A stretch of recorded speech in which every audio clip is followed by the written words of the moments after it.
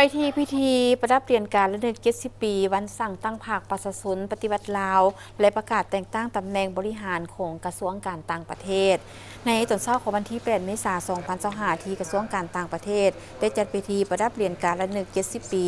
วันสั่งตั้งภาคประชาชนปฏิวัติลาวและประกาศแต่งตั้งตำแหน่งบริหารภายในกระทรวงการต่างประเทศให้เกียรติเข้าร่วมเป็นประธานของทานทองสวรรค์พรหมวิหารกรรมการศูนย์กลางภาคเลขาคณะบริหารงานภาคกระทรวงรัฐมนตรีกระทรวงการต่างประเทศมีผู้ต่างหน้าจากคณะจัดตั้งศูนย์กลางภาคและสมาชิกภาคเข้าร่วมในพิธีทานธงซักกรมเมืองห้องหัวหน้ากลุ่มคุ้มครองพนักงานคณะจัดตั้งศูนย์กลางภาคได้ขึ้นพานดำรัสของนายกรัฐมนตรีว่าด้วยการแต่งตั้งห้องรัฐมนตรีกระทรวงการต่างประเทศฉบับเลขที่651/นย.ลงวันที่29 พฤศจิกายน 2024แต่งตั้งท่านนางฟองสมุทรอังลาวันเป็นรองรัฐมนตรีกระทรวงการต่างประเทศโอกาสเดียวกันนี้แต่งตั้งทานวันดีบุษดีเป็นหัวหน้ากลุ่มจัดตั้งและพนักงานและประกาศแต่งตั้งรองหัวหน้ากลุ่มและหัวหน้าแผนกตื่นอีกในพิธียังได้ประดับเปลี่ยนการระลึก70 ปีวันสั่งตั้งภาคประชาชนปฏิวัติลาวให้สมาชิกภาคกระทรวงการต่างประเทศที่มีผลงานและคุณงามความดีในภารกิจปกปักรักษาและสร้างสรรค์พัฒนาประเทศชาติจำนวน28 สหายในนี้มีสมาชิกภาคบำนาญจำนวน14 สหายหญิง3 สหายและสมาชิกภาคที่กำลังปฏิบัติหน้าที่อยู่กระทรวงการต่างประเทศจำนวน14 สหาย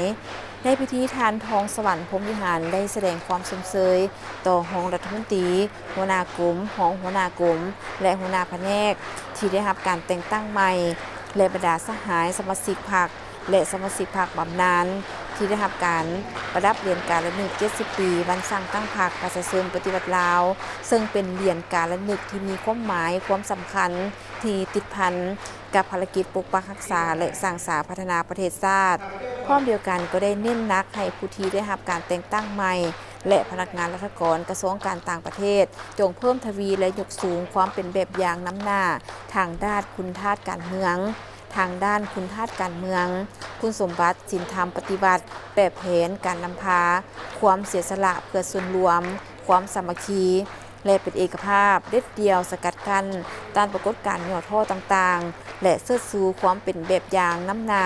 ในการนำพาชี้นำในการปฏิบัติหน้าที่การเมืองและการต่างประเทศที่นับมือนับก้องขวางโดยเฉพาะเป็นการบุกทะลุการทูตป้องกันประเทศเพื่อปกปักรักษา